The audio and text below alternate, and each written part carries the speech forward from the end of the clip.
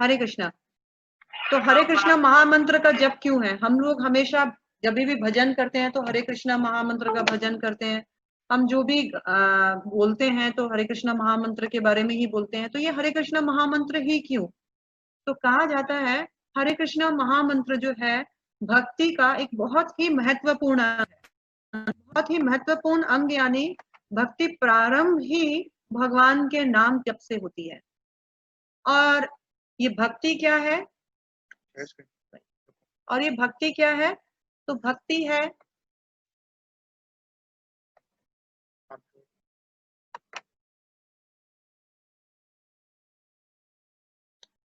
Screen दिखाई दे रही है। हरे कृष्णा, जूम पे स्क्रीन दिख रही है? जी माता जी दिख रहा है। माता जी, हाँ माता जी। तो भक्ति क्या है? बेसिकली अभी हमको ये जानना है कि हम रोज भक्ति की बात करते हैं, ये भक्ति है क्या? तो भक्ति है to engage all our senses in the service of the lord. मतलब हमारी जो 5 इंद्रियां हैं, 5 इंद्रियां क्या है? आंख, नाक, जीवा, त्वचा और कान। इन 5 इंद्रियों को भगवान की सेवा में लगाना ही भक्ति है। देखिए स्क्रीन में आपके साथ शेयर करती हूँ, आप लोग देखिए।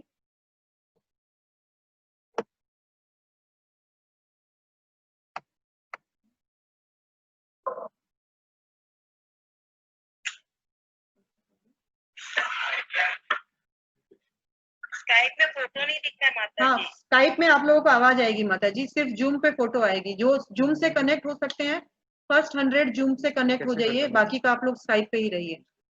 तो कहा जाता है, हम देख रहे हैं स्लाइड पे देख रहे हैं कि भक्ति क्या है? भक्ति यानी हमारी ये जो 5 इंद्रियां हैं, 5 इंद्रियां आंख, नाक, कान, जीवा और त्वचा, इन 5 इंद्रियों को आंख, कान, जीवा, त्वचा और नाक, इन 5 इंद्रियों को, इनका काम है देखना, सुनना, स्पर्श करना, सूंघना और टेस्ट लेना या बात करना।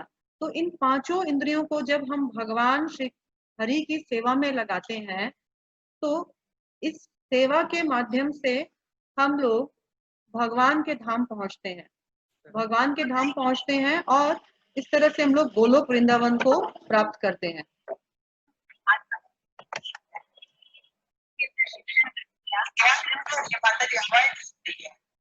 हरे कृष्णा, आवाज नहीं आ रही है? बिल्कुल नहीं आ रही आवाज। आ रही है माता जी, आवाज आ रही है। आ रही है माता जी। हाँ नहीं, मैं स्काइप वालों से पूछ रही आ रही है। हूँ। आपको आवाज आ रही है माता जी? हाँ, बाकी लोगों को भी नहीं आ रहा है स्काइप में? रचना जी, आप लोग अपना नेट चेक कीजिए। ओके, तो कहा गया है कि ये जो 5 इंद्रियां हैं, 5 इंद्रियों को भगवान की सेवा में लगाने से हम लोग इन्हीं इंद्रियों की सेवा के माध्यम से भगवान के धाम गोलोक वृंदावन को पहुंचेंगे। भगवान स्वयं हमें अपने धाम में ले जाने के लिए हमारी सहायता करेंगे। परंतु क्या होता है, हम इन इंद्रियों से यदि भगवान की सेवा नहीं करते हैं तो इन इंद्रियों से हम अपनी सेवा करते हैं, और अपनी सेवा करने के कारण ये इंद्रियां भक्ति नहीं कहलाती है बल्कि भुक्ति कहलाती है। भगवान की सेवा में भक्ति और अपनी सेवा में यानी भुक्ति, भुक्ति यानी भोग।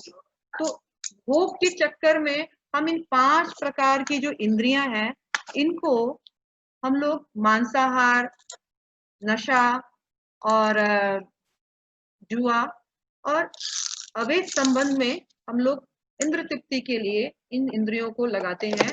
और इसी के कारण हम देखते हैं कि हम नाना प्रकार की योनियों में 84 लाख योनियों में भ्रमण करते रहते हैं, और इस तरह से जन्म मृत्यु के चक्र में हम लोग आगे बढ़ते रहते हैं निरंतर। हमने देखा कि ये 5 प्रकार की जो इंद्रियां हैं, आंख, नाक, कान, जीवा और त्वचा, इन 5 प्रकार की इंद्रियों में सिर्फ जीवा ही एक प्रकार की ऐसी इंद्रियां हैं जो कि एक साथ बाकी सारी इंद्रियां एक ही काम करती है, लेकिन जीवा जो है वो दो प्रकार का काम करती है। एक है खाना और दूसरा है बोलना। तो जब हम लोग इसी खाने और इसी बोलने को भगवान की सेवा में लगा देते हैं तो ये हो जाता है भक्ति। इसी खाना और इसी बोलने को अपने मजेदारी में लगाते हैं, यानी जो मन चाहा वो खाया, जो मन चाहा वो बोला, तो ये हो जाएगा भुक्ति। और हम देखते हैं कि भक्ति से हम लोग मुक्त होते हैं और भुक्ति से हम लोग बंधते जाते हैं। तो भक्ति रसामृत सिंधु ग्रंथ में और पद्म पुराण में भी कहा गया है, अतः श्री कृष्ण नाम आदि ना भवेद्ग्राह्यम इंद्रिया सेवा उन्मुखो ही जीवादो स्वयं एव स्फुरत। तो कहा जाता है कि ये इंद्रियां जो है, इन इंद्रियों में जीव एक ऐसी इंद्रियां हैं जहां से हम लोग भगवान का भक्ति प्रारंभ कर सकते हैं। बिना किसी अधिक प्रयास के भगवान का भक्ति कर सकते हैं। जैसे जीवा से बोलना था तो भगवान के नाम का उच्चारण करके, और जीवा से खाने का काम जो है वो भगवान का प्रसाद ग्रहण करने से हम लोग अपनी इंद्रियां जो है, जिसमें जो दो काम कर सकती है इंद्रिया, वो है जीव, उसको भगवान की सेवा में लगा लेते हैं। और इस तरह से हमारी भगवान के प्रति जो सेवा है वो प्रारंभ हो जाती है। अब भगवान के प्रति सेवा तो प्रारंभ हो जाती है, लेकिन इस जीवा से कौन सा नाम लिया जाए भगवान का। हमने देखा कि भगवान का नाम लेना भी एक प्रकार की सेवा है इस इंद्रिया की। और मार्केट में हम देखते हैं कि बहुत प्रकार के ग्रंथ है, बहुत प्रकार के मंत्र है।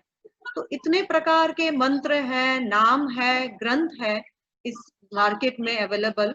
तो इनमें से प्राय सारे मंत्र, सारे नाम जो है वो सभी उत्तम लगते हैं, सभी में लगता है कुछ ना कुछ बढ़िया है, सभी उत्तम लगते हैं। परंतु यदि हम सर्वोत्तम की तलाश में है, सर्वोत्तम नाम, सर्वोत्तम मंत्र के तलाश में है, तो हमें शास्त्रों की बात सुननी पड़ेगी, वेदों की बात सुननी पड़ेगी। क्योंकि अगर हम बद्ध मनुष्यों की, बद्ध जीवों की बात सुनेंगे जो कि 4 प्रकार के दोषों से घिरे हुए हैं, 4 प्रकार के दोष, यानी हर जीव, हर बद्ध जीव अपनी इंद्रियां, उनकी इंद्रियां अपूर्ण होती है और अपूर्ण इंद्रियों के कारण वो हमेशा भ्रम में रहते हैं। भ्रम यानी क्या किया जाए, ये सही रहेगा कि गलत रहेगा, उनको समझ नहीं आता है, हमेशा भ्रमित रहते हैं। और भ्रमित रहने के कारण वो हमेशा गलतियां करते हैं। और इन्हीं गलतियों को छुपाने के लिए, लिपापोती करने के लिए, उनको उनके अंदर ठगने की, लोगों को ठगने की, अपनी गलतियां छुपाने का हमेशा प्रवृत्ति रहता है। इस संसार में हर मनुष्य इन 4 प्रकार के डिफेक्ट से घिरा हुआ है और इन 4 प्रकार के डिफेक्ट से घिरे होने के कारण वो परम सत्य के बारे में अपनी इन अपूर्ण इंद्रियों से, आंख, नाक, कान, जीवा, त्वचा, इनसे भगवान को नहीं समझ सकता है। तो कैसे समझा जाए? तो कहा जाता है भगवान श्री कृष्ण, उनका नाम है अपरुष्य। अपरुष्य मतलब वो जो इन 4 प्रकार के डिफेक्ट से घिरे हुए नहीं है, इन 4 प्रकार के डिफेक्ट से घिरे हुए नहीं है। उन्होंने वेदों का हम लोगों को वेद दिया, वेद कहा, वेद बताया। और वो वेद भी क्योंकि भगवान श्री कृष्ण के मुंह से निकले हैं, इसलिए उनको अपरुष्य कहते हैं। अपरुष्य यानी उनमें भी 4 प्रकार के डिफेक्ट नहीं है। तो समस्त प्रकार के जो वेद हैं, उन वेदों का कंक्लूजन है, उन वेदों का कंक्लूजन है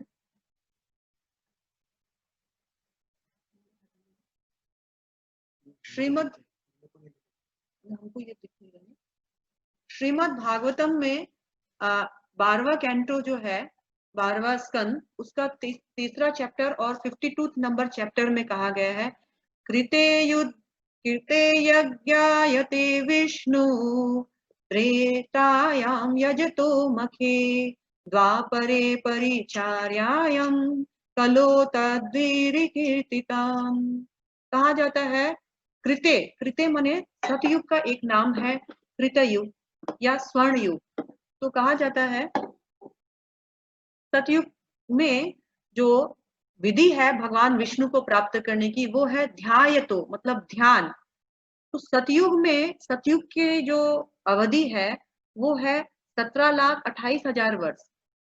इस अवधि में ध्यान का प्रोसेस बताया गया है, क्योंकि कलयुग के लोग जो है प्राय सभी सतोगुणी होते हैं और उनकी आयु 1,00,000 वर्ष होती है। 1,00,000 की आयु में वो भगवान के लिए 50-60 हजार वर्ष भी तपस्या कर सकते हैं और तपस्या करके भगवान को प्राप्त कर सकते हैं। भगवान को प्राप्त करके वो अपना जीवन को सार्थक कर सकते हैं। तो कहा जाता है कलयुग में सतयुग में 1,00,000 वर्ष आयु थी मनुष्यों की और सतयुग की अवधि थी 17,28,000 वर्ष। परंतु जब सतयुग से त्रेता युग आया तो त्रेता युग की जो अवधि है वो घटकर 12,96,000 ईयर्स हो गया था। 12,96,000 ईयर्स होने के कारण अभी मनुष्यों की आयु भी 10 गुना घट गई और पहले 1,00,000 वर्ष आयु थी, अभी 10,000 वर्ष हो गया। 10,000 वर्ष आयु में कई हजार वर्ष तपस्या करना पॉसिबल नहीं है। तो अभी वेदों में विधान दिया गया कि बड़े बड़े ऐश्वर्यवान यज्ञ आदि अनुष्ठान करके हम भगवान को प्रसन्न कर सकते हैं। भगवान यज्ञ स्थल से उत्पन्न होते और हमसे प्रसन्न होने के बाद उस यज्ञकर्ता को इच्छित वरदान देकर उनको दर्शन देते। इसके बाद आया द्वापर युग। द्वापर युग की अवधि और घटकर कम हो गई, यानी अब हो गई 8,64,000 ईयर्स। 8,64,000 ईयर्स। इसमें मनुष्यों की अवधि और 10 गुना घट गई है, यानी अब मनुष्यों की अवधि हो गई सिर्फ 1,000 वर्ष। तो इस 1,000 वर्ष में अब वो बहुत बड़ा बड़ा यज्ञ अनुष्ठान नहीं कर सकता है, क्योंकि यज्ञ अनुष्ठान में बहुत पैसे खर्च होते हैं, प्रॉपर ब्राह्मण चाहिए और सामग्री चाहिए। तो अब क्या है विधि? तो अभी वेदों में विधि बताया गया द्वापरे परिचार्यायम, यानी द्वापर में भगवान श्री राधा कृष्ण के बड़े बड़े मंदिर आदि निर्माण करना और उन मंदिरों में राधा कृष्ण की एलोब्रेट सेवा करना। इस तरह से एलोब्रेट सेवा करके भगवान प्रसन्न होते थे, उनकी सेवा ग्रहण करते थे और भगवान विग्रह से प्रकट होते थे और उस जीव का जीवन धन्य हो जाता। परंतु अभी हम जिस युग में जी रहे हैं वो है कलियुग। कलियुग के लिए कहा गया है कलो तद्विधि कीर्तना। तो कलयुग में क्या दिया है विधि? कलयुग में वेदों का विधि है भगवान कृष्ण का जप करना, जप के माध्यम से भगवान को स्मरण करना और उसके माध्यम से भगवान को प्रसन्न करके अपने जीवन को सार्थक बनाना। तो हमने देखा कि वेदों में हर युग में भगवान को उस युग का विशेष लक्षण के अनुसार भजने का प्रवृत्ति है, भजने का विधि है। ऐसा नहीं है कि हम मन माने तरीके से भगवान को भजें। हर युग के हिसाब से कृते मतलब सतयुग में, फिर त्रेता युग में, द्वापर युग में, कली युग में, उस युग के हिसाब से भगवान का भजन का वर्णन किया गया है वेदों में। तो अब क्या है, हमको तय करना है कि हमने समझ लिया कि वेद अलग अलग युग में अलग अलग पद्धति बता रहे हैं, तो हम कौन से युग में जी रहे हैं? हम जी रहे हैं कली युग में। आप सब जानते हैं भली भांति हम कली युग में जी रहे हैं और कली युग में ध्यान करना, यज्ञ करना, भगवान का एलबरेट पूजा करना संभव नहीं है, क्योंकि कलयुग में लोग रोजी रोटी के लिए दिन रात गधा खटनी कर रहे हैं, फिर भी उनकी नीड्स एंड नेसेसिटी पूरी नहीं हो रही है। कलयुग में संभव नहीं है अन्य पद्धतियों को अपनाना। कलयुग में जो पद्धति है केवल हरि नाम लो और भगवान के धाम जाओ। हम देखते हैं थोड़ा सा कलयुग का और विशेषता। चार है ना, हरे कृष्णा, आप लोग शांत रहिए। अब कलयुग का क्या विशेषता है, कलयुग के बारे में कहा गया है। इनको सबको म्यूट करो ना।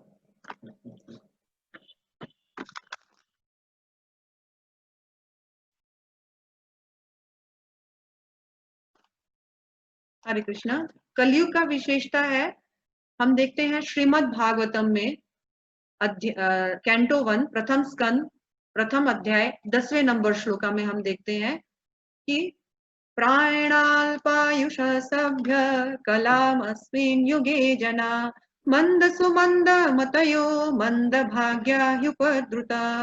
कहा जाता है कलयुग में प्राय सभी लोग अल्पायु रहेंगे।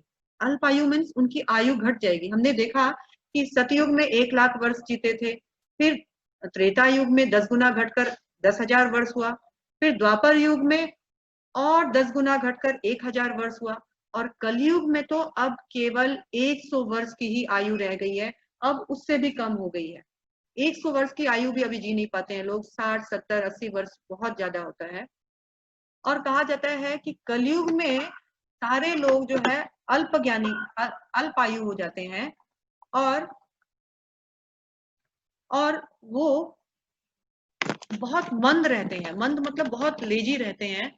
और सुमंद मतयो मतलब उनकी इंटेलिजेंसी भी बहुत बहुत लो रहती है। इंटेलिजेंसी भी विकसित नहीं रहती है कलयुग की। मंद भाग्य, और वो बहुत अनलकी होते हैं कलयुग के लोग। बहुत गुड फॉर्चुनेट नहीं होता है उनका। और सबसे बड़ी बात है कि वो बहुत ही डिस्टर्ब रहते हैं। कलयुग के लोग हमेशा डिस्टर्ब रहते हैं। कैसे रोजी रोटी चलेगा, कल क्या होगा, जितना है उससे असंतुष्ट रहते हैं। तो ये है कलयुग का कुछ डिसएडवांटेज। इस कारण से हम लोग कलयुग में भगवान को प्रसन्न करने के लिए बहुत सक्षम नहीं है। लेकिन कलयुग का एक बहुत बड़ा गुण भी है, जो कि श्रीमद् भागवतम में ही 12वें स्कंद के 3 अध्याय के 91 नंबर श्लोका में बताया गया है।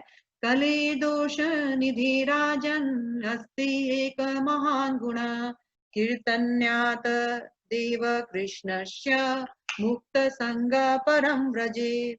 कहा जाता है हे राजन, यद्यपि कलयुग बहुत सारे दोषों को हमने ऊपर देखा, कितने सारे दोष हैं कलयुग में। कलयुग में बहुत सारे दोष घिरे हुए हैं, लेकिन कलयुग में एक महान गुण भी है। वो महान गुण क्या है? कीर्तनादेव कृष्णस्य मुक्त संगा परम व्रजे। भगवान कृष्ण का नाम कीर्तन, भगवान कृष्ण का नाम गान यदि कोई करता है तो वह इस भाव बंधन से मुक्त हो जाता है और परम धाम को प्राप्त करता है। तो इस कलयुग में बहुत हमने देखा कि बहुत डिमेरिट्स है, लेकिन कलयुग में एक गुण भी है कि हम भगवान का नाम लेकर आसानी से भगवान के धाम जा सकते हैं।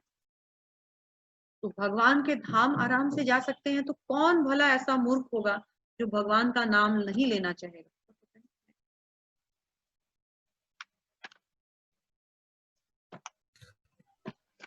माता जी, वो कुछ पार्टिसिपेंट्स वेटिंग रूम में है, आप उनको एक्सेप्ट कर लीजिए। जूम में। ओके,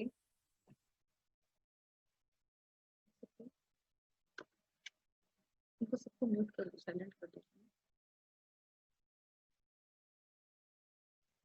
एक स्लाइड चला गया क्या? एक्सेप्ट करना पड़ता है क्या सबको?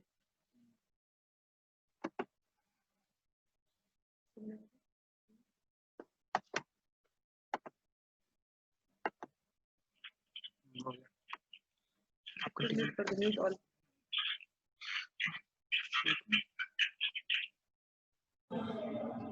हरे कृष्णा। तो अभी हरे हाँ, कृष्णा। आप लोग देखते हैं।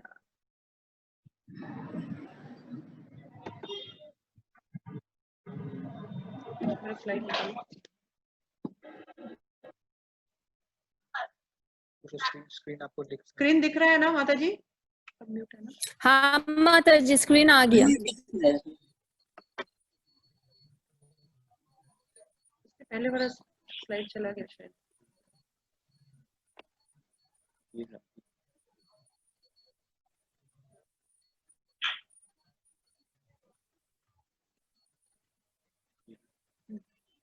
हम देखते हैं कली संतरण उपनिषद का यहाँ पर एक श्लोका कोट किया गया है।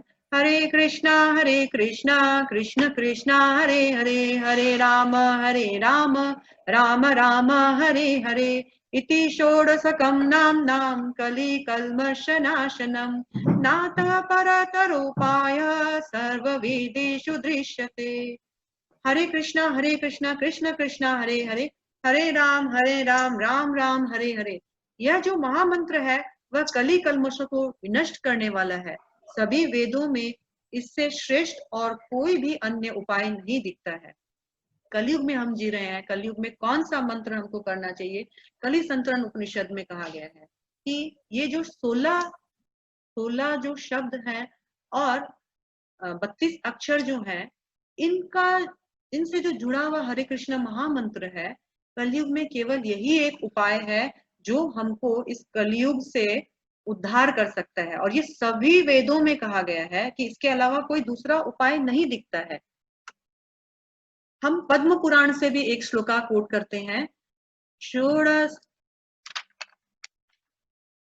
पद्म पुराण का कोट है, षोडशैतानि नामानि द्वात्रिंशद्वर्णकाहिका कलो युगे महात्मंत्रा समदो जीवतारिणे।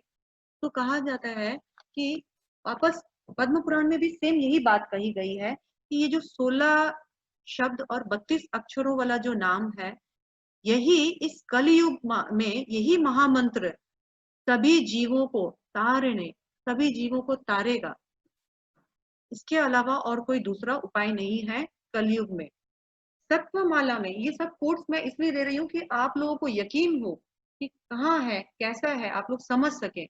सत्वमाला इसमें कहा गया है, जब कोई भी मनुष्य इन 16 अक्षर महामंत्र में जो है 16 अक्षर और 32 वर्ण में इस महामंत्र को कोई भी उच्चारण करता है, कोई भी नाम लेता है, तो कहा जाता है कृष्ण स्वयं उनकी जीवा में नाम रूप से नृत्य करने के लिए आते हैं। और साथ ही बृहद नारद्य पुराण, जिसमें ब्रह्मा जी अपने पुत्र को नारद मुनि को बताते हैं, हे नारद, इस कलयुग में भगवान को प्राप्त करने का या इस कलयुग में अपना उद्धार करने का और कोई अन्य विधि नहीं है।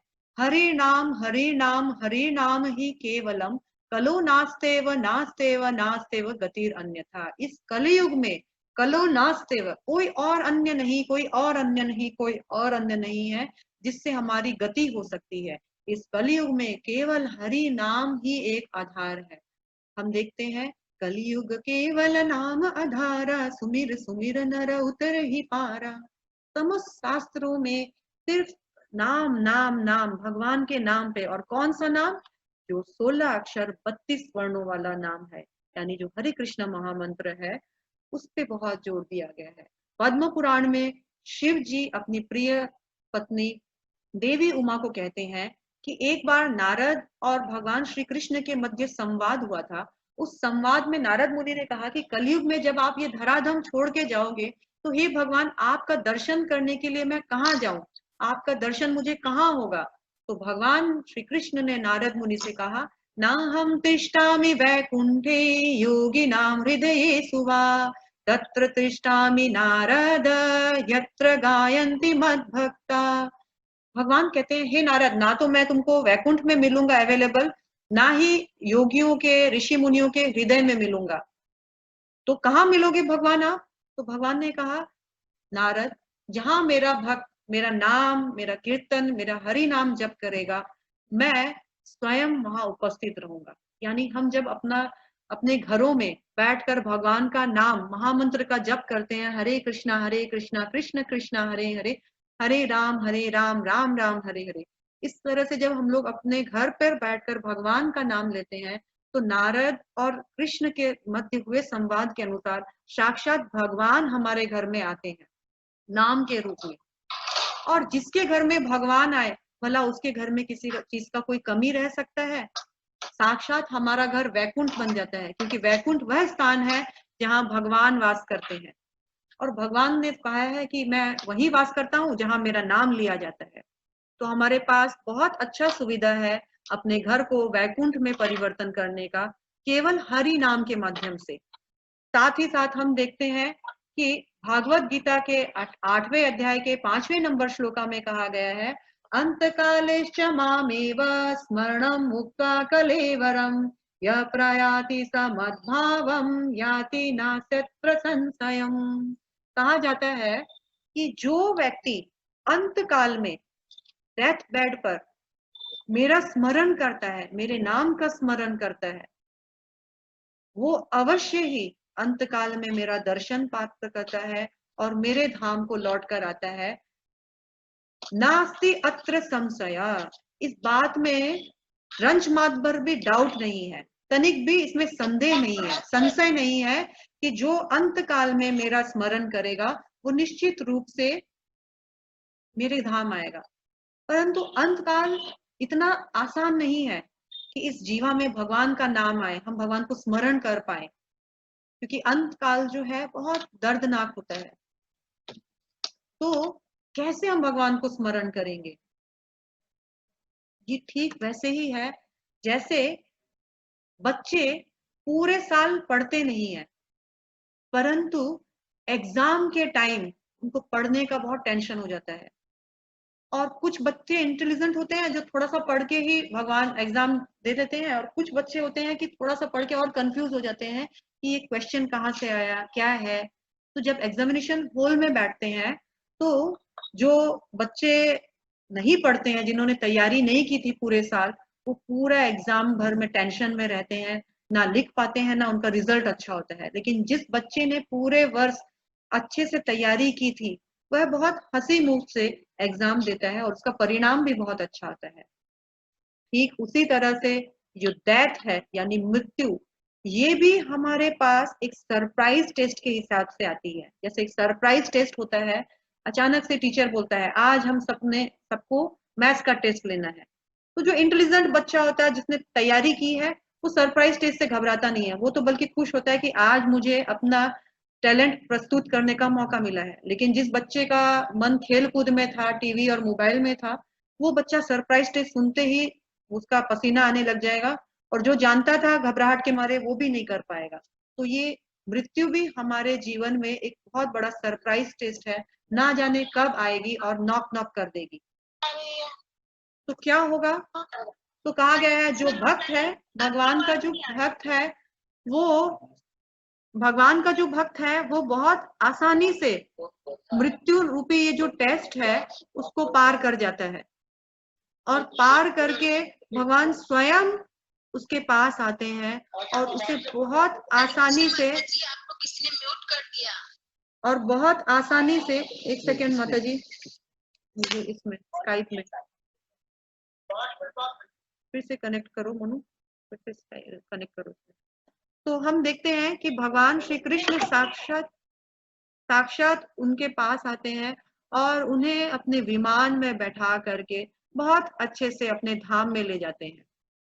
लेकिन जो भगवान का भजन नहीं किया, पूरे जीवन भर भगवान का नाम नहीं लिया, अपने जीवन पे भगवान का नाम उन्होंने उच्चारण नहीं किया, उनके लिए मृत्यु एक बहुत बड़ी रहस्य है, और वो बहुत दर्दनाक मृत्यु को प्राप्त करते हैं और बहुत मुश्किल से अपना ये जो आगे का जर्नी है उसको तय कर पाते हैं।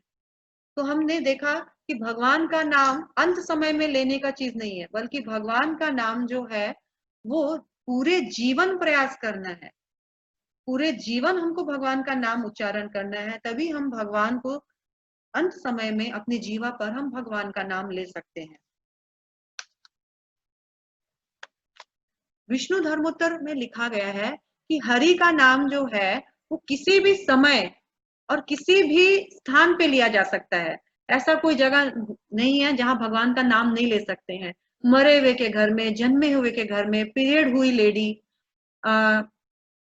नहीं नहा कर भी, यहाँ तक कि हम जब बाथरूम जाते हैं तभी भी भगवान का नाम जीवा से उच्चारण करने में कोई दोष नहीं है। किसी भी समय, दिन रात, सुबह दोपहर, किसी भी समय हम भगवान का नाम ले सकते हैं, और किसी भी अशुद्ध अवस्था में हम भगवान का नाम उच्चारण कर सकते हैं। श्रीमद् महाभागवत पुराण में कहा गया है कि हम जितने भी प्रकार के जप तप पूजा पाठ करते हैं उसमें कुछ ना कुछ त्रुटियां, गलतियां या कुछ ना कुछ कमी रह जाती है। लेकिन यदि हम उनको भगवान के नाम के साथ उच्चारण करते हैं, हरे कृष्णा कृष्ण कृष्णा हरे हरे, हरे राम राम राम हरे हरे, इस उच्चारण के साथ यदि उनको किया जाए तो कहा जाता है वो सब त्रुटियां और सब कमियां जो है परिपूर्ण हो जाएंगी, उसमें अब कोई खामियां नहीं रह जाएगी। इसीलिए कहा जाता है हरि नाम अपने आप में पूर्ण है।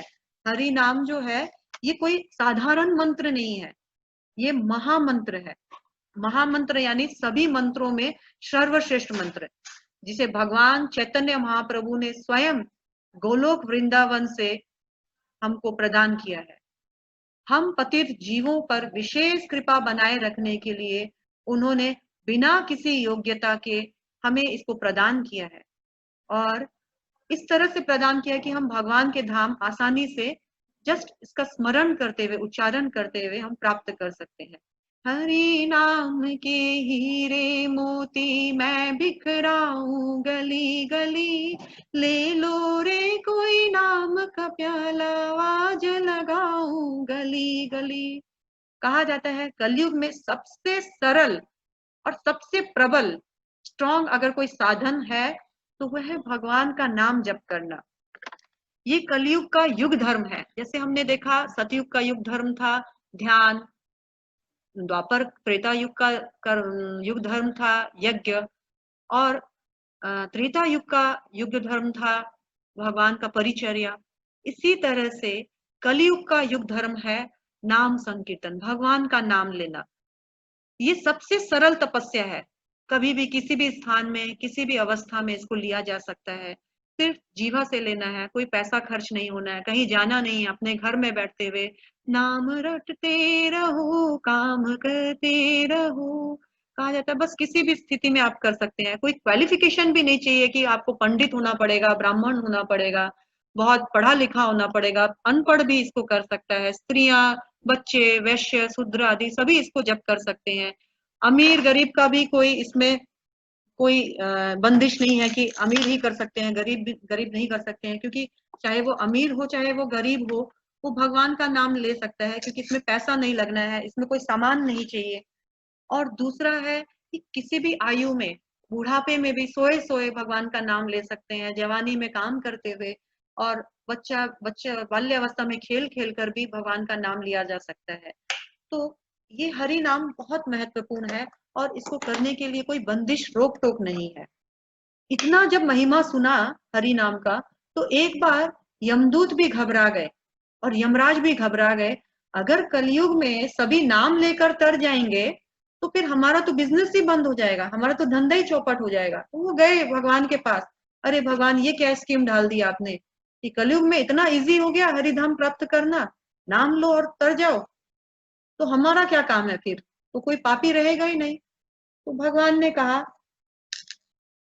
हे यमराज चिंता मत करो, क्योंकि कलयुग के लोग जो है इतने आलसी होंगे, इतने मंदभागी होंगे कि इतना आसान तरीका भी नहीं अपनाएंगे। नाम लेने में भी उनको जोर आएगा, टाइम नहीं है, देखेंगे, अभी घर में बहुत काम है, ठीक है कभी लेंगे। इस तरह से लोग बहानेबाज हैं, लोग बहाने बनाएंगे और हरि नाम भी लेने में उनको जोर आएगा। तो कहा गया है हरि नाम इतना सरलता से भगवान चैतन्य महाप्रभु ने हमको प्रदान किया है, और श्रील प्रभुपाद की कृपा से हम इसकी महत्वता समझ गए हैं, परंतु अभी भी हम हरि नाम ले नहीं पा रहे हैं। तो कहा जाता है कि ऐसा मंदभागी, ऐसा दुर्भागी और कौन होगा जो इतना गुणगान सुनने के बाद भी हरि नाम नहीं लेगा। तो एक भजन है, मैं इसकी कुछ एक ही लाइन गाऊंगी, क्योंकि सारा लाइन्स गाना पॉसिबल नहीं है। तो हम लोग अक्सर आप लोगों ने भी सुना होगा, अमृत है हरि नाम जगत में, इसे छोड़ विषय रस पीना क्या, हरि नाम नहीं तो जीना क्या, हरि नाम नहीं तो जीना क्या। हरि का नाम जपो निस्वासर, हरि का नाम जपो निस्वासर, इसमें बरस और महीना क्या, हरि नाम नहीं तो जीना क्या। तीरथ है हरि नाम तुम्हारा, फिर क्यों फिरता है मारा मारा। कभी ये कर ले कभी वो कर ले, इतना मारे मारे फिरते हैं, ये भी दान कर ले, वो तीर्थ चले जाएं, वो उजमना कर ले, कितना कुछ करते हैं, लेकिन कहा गया है तीरथ है हरि नाम तुम्हारा, फिर क्यों फिरता है मारा मारा। अंत समय हरि नाम न आवे, अंत समय हरि नाम न आवे, काशी और मदीना क्या, हरि नाम नहीं तो जीना क्या। अंत समय में हरि नाम ही याद नहीं आएगा, इतना तीर्थ, इतना दान, इतना पुण्य, अरे हरि नाम नहीं आया तो क्या जिया तुमने। और लास्ट में इसमें और भी है, भूषण से सब अंग सजावे, जीवा पर हरि नाम न आवे, देह पड़ा रह जाए यहीं पर, देह पड़ा रह जाए यहीं पर, कुंडल और नगीना क्या, हरि नाम नहीं तो जीना क्या। इतना सजाने का कोशिश करते हैं इस देह को, कभी ज्वेलरी से, कभी अच्छे वस्त्रों से, लेकिन इस जीवा को यदि हरि नाम से सजा लेते तो जीवन धन्य हो जाता। लेकिन जिसको सजाया वो देह तो यहीं पड़ा रह गया, और वो कुंडल और नगीने भी यहीं पड़े रह गए, साथ कुछ नहीं गया। जीवा पर हरि नाम रहता तो वो जरूर जाती। तो कहा जाता है कृष्ण का नाम तथा कृष्ण दोनों अभिन्न है, अलग नहीं है, एक ही है। और कलयुग में तो स्वयं श्री कृष्ण नाम के रूप में अवतरित हुए हैं। केवल हरि नाम से ही इस जगत का उद्धार संभव है, अन्य कोई विधि नहीं है। कली काले नाम रूपे कृष्ण अवतार, नाम हते सर्व जगत निस्तार। चैतन्य चरितमृत में कहा गया, इस कली काल में भगवान स्वयं नाम के रूप में आए हैं, और नाम में भगवान ने अपनी सारी शक्तियां ढाल दी है। शिष्टाष्टकम में हम देखते हैं भगवान ने कहा है कि मैंने अपनी नाम में सारी शक्तियां ढाल दी, कोई मेरा नाम स्मरण करेगा उसको वो सब कुछ प्राप्त हो जाएगा जो मेरे भजन से या अन्य किसी विधियों से होता था। तो कहा जाता है कि इतना सरल विधि है, हरि नाम से सब कुछ मिल जाएगा। फिर भी हमारे पास समय नहीं है, फिर भी हमारे पास हमारा मन जो है तैयार नहीं है भगवान का नाम लेने में। और तो और हम देखते हैं श्रीमद् भागवतम के 6ठे स्कंद के दूसरे अध्याय के 14वें नंबर श्लोका में कि यदि कोई सांकेत्यम, सांकेत मतलब यदि कोई किसी को इशारे के वश ही बुलाता है, अरे हरे कृष्णा, ओ हरे कृष्ण वाले लोग जरा इधर आओ तो, अगर कोई इशारा से भी अगर भगवान का नाम ले लेता है, या परिहास, परिहास माने मजाक उड़ाते हुए, क्या दिन भर तुम लोग का हरे कृष्णा, तुम लोग तो बस हरे कृष्णा वाले ही हो गए। तो इस तरह से कोई हमारा मजाक भी अगर उड़ाकर हरे कृष्णा बोलता है, या स्तोभम, या स्तोभम मतलब होता है कोई गाते गाते, जैसे अभी एक गाना निकला था, दम मारो दम हरे कृष्णा हरे राम, या तो हम लोगों को देखकर कोई मतलब हम लोग दिन भर हरे कृष्णा करते हैं, तो हम लोग को देखकर भी कोई हरे कृष्णा ऐसे करके कोई छेड़ दिया, यूं ही, उसका मूड नहीं था, मोटिव नहीं था भगवान का नाम लेने के लिए, लेकिन स्तोभम मतलब जस्ट गाने के हिसाब से भी उसने ले लिया।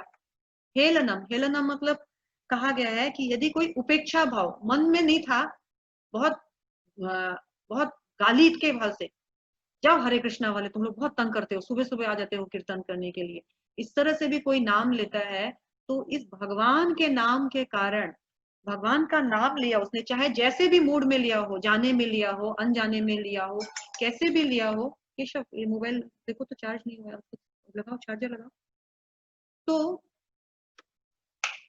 जैसे भी लिया हो, लेकिन कहा जाता है उसको भगवान के नाम लेने का उसको फल मिलेगा, बेकार नहीं जाएगा। तो किसी तरह से अगर भगवान का नाम लेते हैं तो फल मिलेगा। तो कोई यदि सोच समझकर जान करके प्रेम से भगवान का नाम लेते हो तो उसको क्या नहीं मिलेगा, तो सब कुछ मिलेगा। इसी 6वें श्लोक अध्याय कैंटो के दूसरे अध्याय में अगला श्लोक जो है 15वां श्लोक, इसमें कहा गया है यदि कोई हरि नाम का कीर्तन करता है और तब किसी आकस्मिक मतलब होता है उसको उसका बहुत अचानक से किसी कारण मृत्यु हो जाता है, अल्प आयु के कारण मृत्यु हो जाता है, तो दुर्भाग्य से जैसे कि छत से गिर गया या फिसल गया, सड़क पर यात्रा करते समय उसका एक्सीडेंट हो गया, कार एक्सीडेंट, बाइक एक्सीडेंट, सर्प ने काट लिया, या बहुत तेज बुखार हुआ था उसके कारण मर गया, या हथियार या किसी घायल अस्त्र से उसको बेधा गया है, यदि वो इन सब घटनाओं में यदि मर जाता है किसी कारण से, आकस्मिक उसकी मृत्यु हो जाती है, तो कहा जाता है वो कितना ही बड़ा पापी क्यों ना हो, वो नरक के जीवन में प्रवेश करने से तुरंत वो बरी हो जाता है। क्यों? क्योंकि उसने भगवान का नाम लिया। तो भगवान का नाम लेने वाला सदैव भगवान के संरक्षण में रहता है, वो सेफेस्ट जोन में रहता है हमेशा। और फिर 16वें नंबर श्लोका में कहा गया है, जो हम अभी स्क्रीन पे देख रहे हैं, गुरु नाम च लघु नाम च। इस वाले श्लोका में कहा गया है कि अनेक महर्षियों का कहना है, बहुत सारे विद्वानों का कहना है कि हम लोग से हमेशा पाप होता है, कुछ बड़े पाप, कुछ छोटे मोटे पाप, और इन सारे पापों का निदान होता है कि हम जैसे भी हो, बड़े पाप के लिए बड़ी प्रकार की तपस्याएं करते हैं, छोटे पापों के लिए छोटी तपस्याएं करते हैं। इन तपस्याओं से हम मुक्त होना चाहते हैं, बरी होना चाहते हैं। लेकिन शास्त्रों में विधान है कि यदि कोई हरे कृष्ण कीर्तन करता है तो सारे पापों के प्रभाव से, चाहे वे बड़े पाप हो, चाहे भारी पाप हो, चाहे हल्के पाप हो, सबसे नष्ट हो जाता है। लेकिन साथ साथ में एक बात का ये भी ध्यान देना है कि नाम के बल पे पाप नहीं करना है। हमारा मन, हम लोग जान गए कि भगवान का नाम लेने से पाप से मुक्त हो जाते हैं, इसलिए पाप करते चलो और मुक्त होते चलो, ये नहीं है। हमने जाने अनजाने में पहले जो भी पाप किया या आगे भी जाने अनजाने में कभी हो गया, तो भगवान उससे हमको तुरंत मुक्त कर देते हैं। जैसे कि हमने देखा कि किस तरह से वाल्मीकि, पहले वाल्मीकि कोई बहुत साधु संत नहीं थे, परंतु भगवान का नाम लेने के कारण उनके पूर्व सारे पाप धुल गए और उन्होंने कितना सुंदर ग्रंथ का रचना कर दिया, कितने बड़े भक्त हो गए भगवान के। नाम का बहुत बड़ा प्रभाव है, नाम बहुत बलशाली है। और फिर हम देखते हैं 18वें नंबर श्लोका में, जिस तरह अग्नि सूखी घास को जला देती है, उसी तरह भगवान का नाम चाहे वह जान में या अनजान में उच्चारण किया हो, मनुष्य के पाप कर्मों के फलों को निश्चित रूप से जलाकर राख कर देता है। हमको कभी भी चिंता नहीं करना है कि भगवान का नाम लेने के लिए मैं शुद्ध नहीं हूँ। हमको ये हरि नाम शुद्ध करेगा। भगवान का नाम लेते रहो, उच्चारण करते रहो, भगवान हमको शुद्ध करेंगे, लायक करेंगे, और भगवान हमको अपनी भक्ति का हम लोगों जो गिफ्ट है वो प्रदान करेंगे। तो हम लोग देखते हैं हरि नाम पे कितना कितना महत्वपूर्ण है हरि नाम। और साथ साथ में हम देखते हैं कि कोई अगर बिना किसी नोइंगली अननोइंगली, बिना किसी रीजन के भी भगवान का नाम लेता है तो उसका बेकार नहीं जाता है।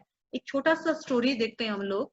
एक बार एक बहुत पापी व्यक्ति शराब, मांस, मदिरा आदि खाकर बिना होश में, कुछ भक्त वहां से गुजर रहे थे, उनको उन्होंने पत्थर मारा। रोज रोज आ जाते हैं यहाँ पर, रोज भजन कीर्तन करने लगते हैं। उठाया एक पत्र, ये हरे कृष्णा वालों को मारो, भगाओ यहाँ से। लेकिन वो जो पत्थर है वो उनको नहीं लग करके वो एक नदी में गिर गया। नदी में गिर गया और भक्त लोग अपने चले गए। इन द मेन टाइम, समय के अनुसार ये जो दुष्ट व्यक्ति है इसका भी मृत्यु हो गया। और ऊपर लेके गए उसको, यमदूत यमराज के पास लेकर गए तो देखा कि इसके अकाउंट में सारे पन्ने काले काले हैं, यानी इसने बेशुमार पाप किया है, अनगिनत अनगिनत पाप किया है।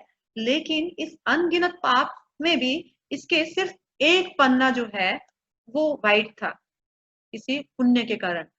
ये ऐसा कैसा क्या पुण्य किया है, यमराज भी सोचने लग गए।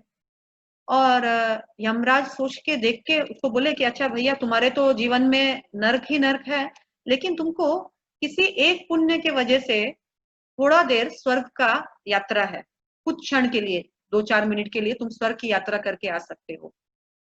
तो कहा गया कि अच्छा, लेकिन उनको क्यूरियोसिटी हो गया कि मैं ऐसा क्या किया था कि मुझे स्वर्ग जाने का मौका मिल गया। तो उन्होंने पूछा यमराज जी से, तो यमराज जी ने बताया कि देखो, एक दिन तुमने हेलनावश, मतलब तुमने उपेक्षावश कुछ भक्तों पर ऐसे हरे कृष्णा वालों को मारो, तो वो हरे कृष्णा तुमने बोला था और वो पत्थर अर्पण किया था। भगवान इतने दयालु है कि उसको गिफ्ट समझ लिए तुम्हारा, और तुमने क्योंकि भगवान का नाम उच्चारण करके वो प्रदान किया तो भगवान ने उसको स्वीकार कर लिया, वो बेकार नहीं गया था तुम्हारा। इस कारण से तुमको कुछ क्षण के लिए स्वर्ग यात्रा का लाभ मिला है। वो बंदा बड़ा आश्चर्यचकित हो गया, एक सेकंड जाने अनजाने में मैं ऐसा कर गया, अगर जान के करता तो कितना लाभ मिलता। तो उन्होंने कहा यमराज जी से कि ठीक है, मैं जाऊंगा, 2 मिनट का जो मेरा यात्रा है स्वर्ग का वो करके आता हूँ, फिर तो नर्क भोगना ही है। आप खाली मुझे एक फावड़ा दे दीजिए, फावड़ा मतलब वो एक्स कुल्हाड़ी टाइप, वो दे दीजिए, मैं स्वर्ग वो लेकर जाना चाहता हूँ। तो यमदूत जी ने कहा नो प्रॉब्लम, नो टेंशन, जाओगे कहाँ, 2 मिनट में तो वापस आओगे ही, ले जाओ। ले गया। जैसे ही स्वर्ग के द्वार खुले, नंदन कानन जो वन है, में सुंदर सुंदर बगीचे आदि थे। ये दुराचारी व्यक्ति तुरंत गेट खुलने के साथ एक क्षण भी वेस्ट नहीं किया, और एक क्षण वेस्ट किए बिना ही उन्होंने क्या किया, उन्होंने तुरंत उस फावड़े से वहां पर जो जितने भी पेड़ पौधे, जितने भी फूल थे, ओम केशवाय नमः, ओम नारायण नमः, ओम माधवाय नमः, ओम गोविंदाय नमः, ओम विष्णुवे नमः, तुरंत तुरंत 2 मिनट में जितना अर्पण कर सकता था काटा और भगवान का नाम ले लेके अर्पण किया।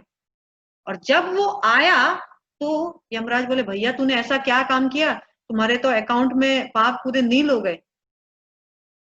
तो ये है जान के किया, इस कारण उसका जो भी पाप था तुरंत मुक्त हो गया, और फिर वो नित्य स्वर्ग में, वैकुंठ में वास करने लग गया।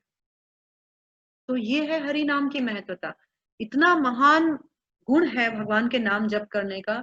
हम लोग कलयुग में बाकी सब कुछ करते हैं, ये दान कर लिया, वो पुण्य कर लिया, उस तीर्थ चले गए, परंतु जो इस युग में युग धर्म था वो ही नहीं कर रहा। हाय क्या किया हमने। मनुष्य जन्म पाया, राधा कृष्ण ना भजिया, जानिया सुनिया विष खाइनु, हरि हरि विफला जन्म गमाइनु।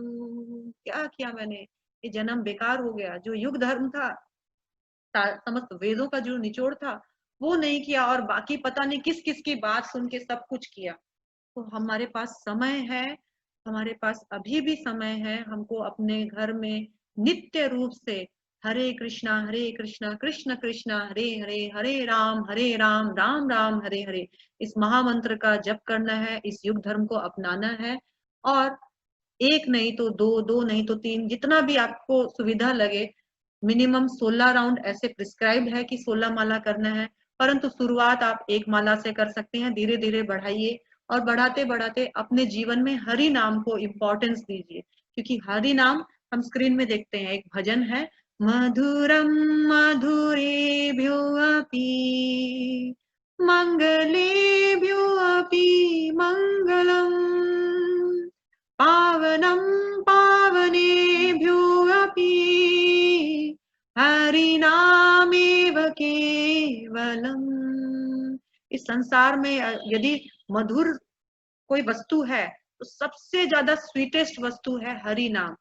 इस संसार में यदि कोई मंगल करने वाला वस्तु है तो सबसे ज्यादा मंगल करने वाला वस्तु है हरि नाम। पावन, हमको पापों से मुक्त कर सकता है यदि कोई, तो वो है सिर्फ और सिर्फ हरि नाम।